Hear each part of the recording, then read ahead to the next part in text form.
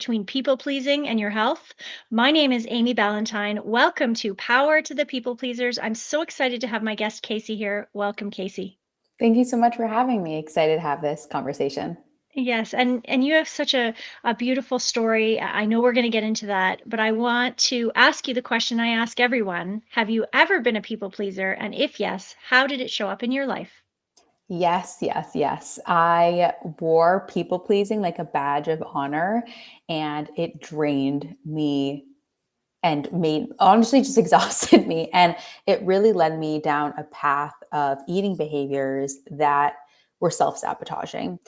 And that is why, and I know we'll get into this, why our food behaviors, our health, our nutrition is about so much more than just the food we eat, and why so many of us have been chasing weight loss or health gain for so long and not being successful in that area because we're so focused just on the food or just the exercise versus what's the really root reason why we are choosing those eating behaviors, why we are engaging time after time in those patterns.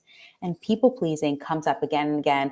It did with me and with so many of my clients as a reason why we are turning to food versus being able to really uncover, dissect, and solve what's really going on. And I'm excited to do that with you. But before I do that, I want to give the guests a little taste of who you are, Casey. Casey is a certified holistic nutritionist, life coach, and new mom living in Northern California. She runs her practice, Your Case for Wellness, which is such a clever play on your Thank you. so clever, where she offers private and group coaching services.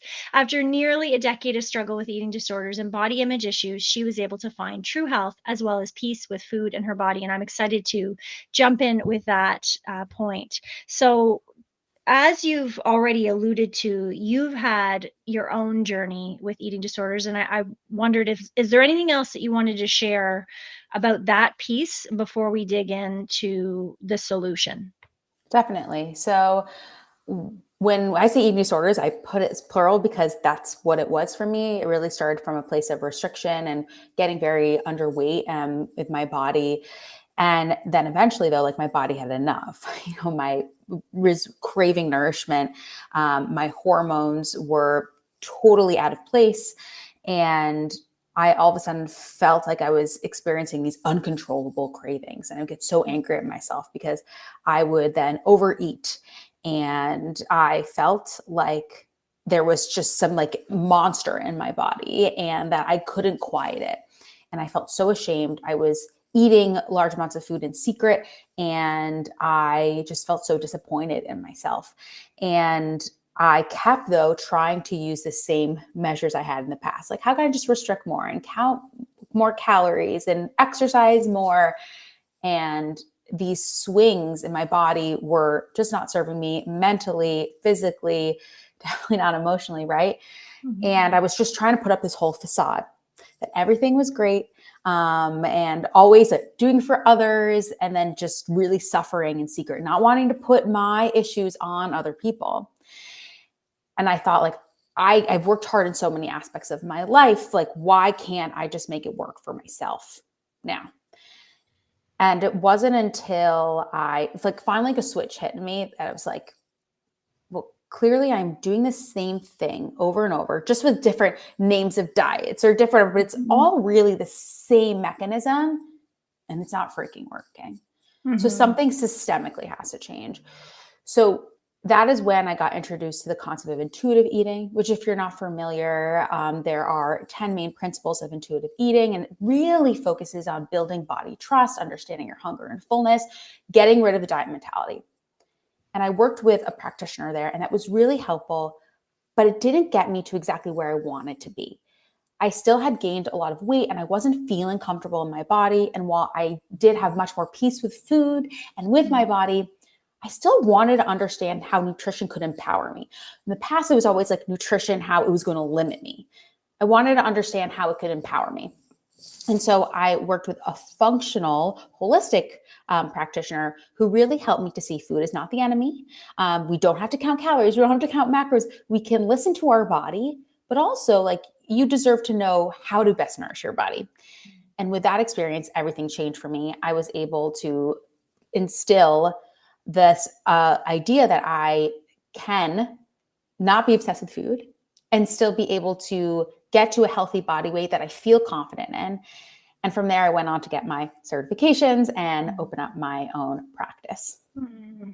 Wow. Thank you so much for sharing your story, and both the positive side of where you've landed here and the dark side, right, of the suffering in secret. And I'm sure many people can relate to that sentiment, especially when it comes to their challenges with well-being. Is I've heard so often, I don't want to burden others. I don't want it to be something someone else has to deal with. But then they're beating themselves up over this suffering that they're in. So celebrating you for taking those steps to work with the different people you did, because now look at all of the people you are impacting by taking care of you. So that's the big win here on Power to the People Pleasers this morning, right? Is actually taking care of you, and I love that. So Thank you. you've mentioned so many different things here: yo-yo cycling, having this intuitive eating part, functional nutrition. What do you think is the most important first step that you want to talk about? Yeah. So the thing is that when we are going on a health journey, we often want to focus on what we can control. Mm-hmm. And especially as women, we are taught in society to do things to please others, right? Mm-hmm. You know, I mean, obviously, our education system, like grades and whatnot, like I'm not trying to say we need to change everything, but like everything that we do is to get validation from another Someone else. authority, right? So that is why diet culture and dieting in general is so appealing to us, because it gives us a sense of structure, a sense of false safety, right? Some checklists, a way to say we're doing things right or wrong. Mm-hmm. And as I said, to some degree, that gives us like this sense of safety. Obviously, it's short-lived, Yeah. right? So the thing that I really recommend as like a first step, if this is starting to resonate with you, you're like, yeah, I think something's got to change. We often, as I said, just search to like, what's the next diet that we can do? And sometimes it can just really be from a place of health. It's not just like, oh, I'm trying to be restricting. But instead of writing about and, dissecting the exact contents of our food, really starting with like a food thought journal. Mm-hmm. So what we can do is, before we decide to eat, write at least like one word of an emotion that you're feeling, and write how hungry on the scale of 1 to 10 you are. Yeah. And then have your meal, maybe write down what you're eating, but maybe to start out, you actually don't even write down what you're eating. And then after, what is your emotion? What do you feel? Another thing that's really great to include is also where you're consuming the food, because that can also, you can help to show that maybe triggers. At my work desk, wait, I end up eating till I'm a 10 on the full scale because wait, I'm like stressed and not putting right. Mm-hmm. But a food thought journal can really help to unlock certain patterns. Obviously, when you work with someone, they can help to accelerate that. But there's so much work that we can really do on our own. And if you're saying like, this is BS, like I don't need to do that, that's going to take time. Well, if you're here and listening to this and this resonated, it's clearly because you're doing the same things that aren't working for you. Yeah. So we need to take a step into a little bit of a different direction. And this, as I said, can help provide insight. And then from there, we can say, how can we start to fine tune things? Because as I said, the focusing and the obsession on the food is just like this shiny object distraction from what's really going on. Mm-hmm. Mm-hmm.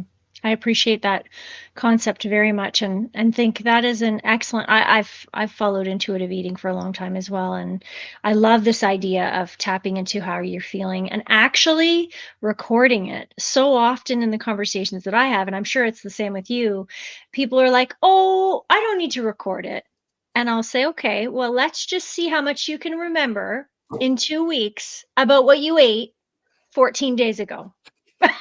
Because I don't know about you, but I'm like, what did I have yesterday? Yeah. What did I have this morning? Right? Like, I obviously know what, but sometimes that is the hardest battle, is how can you connect with the patterns and consider what the patterns are if we can't remember it. So writing it down in some way, and I'm sure your process is pretty similar in that it doesn't have to be like a novel. Like you don't have to, if you want to write it on pen and paper, you want to jot it in your phone. Like the point is that you are recording it somewhere so that the professional can then take a look, right?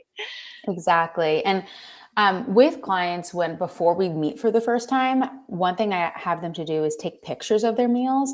This Mm, helps. So from the very first call, I can actually know what they're eating versus, oh, onboarding. And this, like, I'm like, let's hit the ground running. That's just my yes. style. But Yes. also, it serves multiple purposes, two main purposes. First of all, you taking the picture helps with some acknowledgement of your food, but I don't want them to be changing what they're eating. But being able to acknowledge and then send it to someone who, for the first time ever, is just really not judging them on what they eat can Yeah. also help.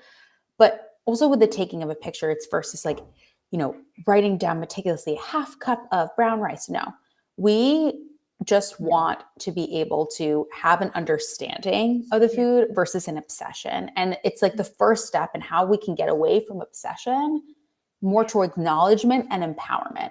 Because again, like going back, and I love that you have followed intuitive eating and it's worked for you. I have a lot of clients that come to me that tried intuitive eating and they feel like it doesn't work for them. And so I use intuitive eating principles within my nutrition coaching, but we also go deeper into the nutrition specific aspect because, as I'm sure you're aware of, like intuitive eating, it's not until the last principle that they talk about gentle nutrition. And I have more of an emphasis on like the biology of nutrition, because if you Very can cool. understand how to fuel your body, that will also help you to be more in tune with your body. Let's do it. So talk about that. That's Yeah. so fun. Yeah. So that was a big thing for me too. So I, for example, was just focusing on how like few calories I can be able to eat. Mm, And so, people will go like, I'm trying to be intuitive eating. And then they will feel like then they're eating all the things and all the things. And there's supposed to be this like bliss period, right? Where you're like, I eat all the things and then you get sick of them. And people will come to me like, I'm still not sick of these things. I don't understand. And the mm, truth is if you are not fueling your body properly, unfortunately, the way that food is manufactured, like I'm not saying that you can't have, manufactured foods. I do too, of course. But they are created by chemists to have what's called a bliss point of sugar, salt, and fat so that you want to crave more. So instead of getting angry at yourself, let's just like realize that that's how biology works. So what can we do? We really want to make sure that you're waking up and within 60 minutes of waking, so that's an hour, right? yeah. We are having a breakfast that has protein, fat, and fiber-rich carbohydrates. Those are three elements that I want you to focus on every one of your meals. If you can't go 3 hours without eating, this isn't chastising you if you feel all of a sudden hungry to eat. But if you can't go at least 3 hours without eating, that's a sign to me that you didn't eat enough at your actual meal. It's Mm, also helpful for our bodies to have that period of rest to digest. And also, when you eat enough that you can go 3, 4, maybe even sometimes 5 hours without eating, again, it's not from a sense of restriction. It's you're eating enough. Oh, and then your brain has time and space to think and do other things versus just obsessing about food all of the time. yeah. So again, we use this not as I need to restrict to 4 hours and that's no, but if you feel the urge to eat at the hour mark, that's insight. That's just more knowledge that we could do. How can we look to our previous meal and think about how we could have added that in a way? Or maybe it's not just the actual nutrition components of what we ate, but how we ate it. Did we just rush eating it in 1 minute while we were scrolling on TikTok? Right? Versus did we actually give our body a second to chew our food and be able to produce the digestive enzymes in our saliva to help us more properly absorb and digest our food so we didn't bloat, so we actually enjoyed it more, so we increased that satisfaction factor. If you're just scarfing down your food, it takes roughly 20 minutes for your body, like your brain, to catch up with your stomach to recognize those hunger and fullness cues. So if you're not giving your body that chance and then you're going for seconds, 2 minutes in, well, then all of a sudden you're like, oh, I'm so stuffed. Yeah, because you're not giving your body the opportunity. And so by being able to understand those like nutritional biological components along with taking away the labels of food as good versus bad. But what I find can be a hindrance is all food is equal, because it's not all equal. That doesn't mean that you are morally good or bad for eating foods that are less healthy. But by just saying all foods equal, that's not going to make you feel your best. That's not going to make you sleep your best. That's not going to give you the most energy. So how, as I said, can we be able to incorporate those foods you love? And we also want to get to a point where foods that you love aren't just chips and pretzels and chocolate, right? Because maybe in the past you've associated, quote, healthy foods with dieting, and that's why you have these negative connotations with them.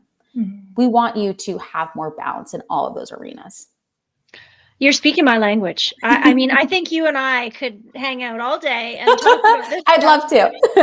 Because I'm sitting here going, yep, I'm with you. This is all similar things to what I would share as well. And I'm so happy that there are other people sharing this message to others, so we can spread this vision of it doesn't have to be about good versus bad. And I especially love your take on reducing the windows of opportunity for the obsession to come in.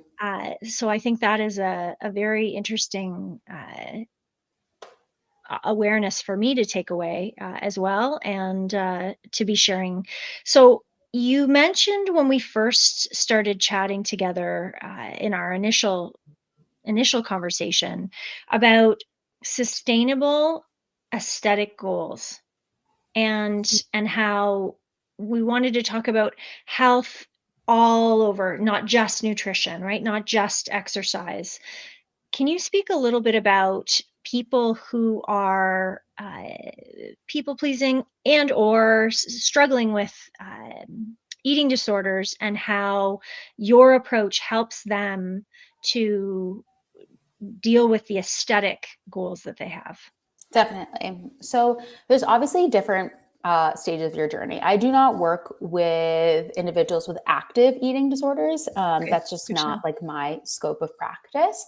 But I have definitely worked with women who have had that in their history. Right. Okay. Just like I do. So what we need to do though, let's tackle the people pleasing part, because obviously that's why a lot of you guys are here and listening. So when we are people pleasers, we are draining ourselves trying to be the best for others, like in a nutshell, right? And in doing so, we drain our energy, we drain our efforts, and then we have nothing left for ourselves. You're like, listen, I do have something. Okay, you have a lot less than you should for yourself. And when you are in a negative emotional state, or when you want comfort because of the strain that you put on yourself to give to others, you have little for yourself. And so what becomes the easiest thing for a source of soothing and comfort? Food. Food is easy. It's easy to grab. And you know what's the easiest to grab? The things that likely are going to make us feel less than good. The pint of ice cream that's already ready, the chips that are already there. And what does this do? This leads us to feel even worse about ourselves. So we're in a negative space. We seek food to comfort. It gives us that dopamine rush. So we feel good momentarily, and then we feel worse about ourselves for making that decision. And then to prove that we are not terrible, we continue then to people please to others to prove our worth. And then we drain ourselves more. And what do we do? Again, the comfort of the cycle continues and continues and continues. So acknowledgement in of itself is the first real step. And when we're talking then about aesthetics, as I said, like for me, I was so focused on like the extra 1%. Ketones and intermittent fasting and these, like, what could I do? When it's like, no, girl, you don't need this 1%. You just need to focus on like, stop these yo-yo overeating cycles. Like that, if you work with that and just get to a place of quote, normal eating, a lot of that. And then maybe we can dial it in a little bit more in terms of like extra effort on certain things in nutrition and whatnot, strength training, those kinds of things. But when we're talking about aesthetic goals, because of, I actually said this on my my Instagram the other day, and so many people resonated with this. The reason why your weight loss isn't working is because you're too obsessed with weight loss. I find that when you're so obsessed, it's like when you're dating and you're like really needy and so obsessed and like, I need to find a partner, versus when you like chill out a little bit and that's when you find someone, right? Yeah. And it's really the same thing when it comes to our health. And you don't have to lose weight. That is not the message I'm putting out there. But most of the women who come to me, that is one of their goals. But what we need to do, if the biggest measure for success, or sorry, excuse me, not measure, but predictor for success that I find is when we are able to focus on health goals in a deeper why and focus on then how we feel. So it's like, oh, I want to have more energy. I want to be able to show up better for my kids or for my partner, or I have X disease in my family. I want to prevent, like you have a bigger why and other goals that are both short and long-term. So short being like how you feel, and long-term, obviously, when we're talking about longevity and all these other things. And when we focus on health, then the weight loss can come and the aesthetics come, versus when you're just so obsessed with the aesthetics, because the scale will go up and down and fluctuate. Things will happen. And when your worth is tied up with just a number, you're going to fall off the bandwagon. Yeah. Versus when you have a greater why and purpose. I love that. I had one client who I strongly suggested that the scale be removed from the house. Strongly, right? Because there was such a deep connection to that number. So as we uncover these patterns, you've got this beautiful process for people to go through. What is the main takeaway that you would like to leave our listeners with today as you sum up the message that you've shared? Yeah. Well, obviously there's a lot of things here, which is Mhm. great, because we are all nuanced and all unique. And that is why when you're just scrolling and you're thinking this worked for them and you look at a before and after picture, what I want you to think about is not just what you want you to look like, but what you really want to feel like. Yeah. Because if you can think about how you want to feel, then we can really create the habits that will lead to that. Because you want the weight loss because again, I'm not putting words in your mouth, but this is what I often hear. You Yes. want to feel confident. You want to feel energized. You want to feel normal with food. You want to feel like you want to be social, right? Mhm. You don't want to feel overwhelmed. Like, what do you want to feel and what do you not want to feel? And write that out. Going back to what we talked about again, like write Yes. out how you actually want to feel. And can weight loss help you achieve some of these things? Sure.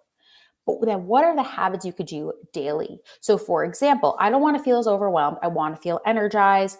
I, don't want to be obsessing about food all the time. Like, how can we be able to have certain meal prep in place? How can we be able to get walks throughout the day so that you can get that sunshine, get that energy, get that movement? How can we focus on blood sugar so that you have more stable energy, which again, this will help lead to weight loss in the end, but are things that both lead to short-term and long-term goals.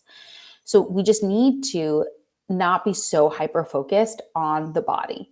We need to take a step back and realize our hyperfixation on the body has not led us to the results that we want. Or we say, oh, it worked when I went on this diet. But if it really worked, you wouldn't have to go back to it.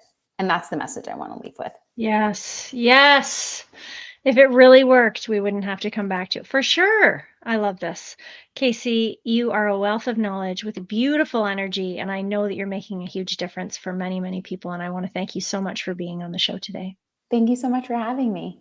And I know Casey has a link I'm going to put in the show notes for a guide to stop overeating, as well as a video with the top 3 holistic nutrition tips. So I'll drop that below, as well as all of your social media links for people to connect with you and stay in touch.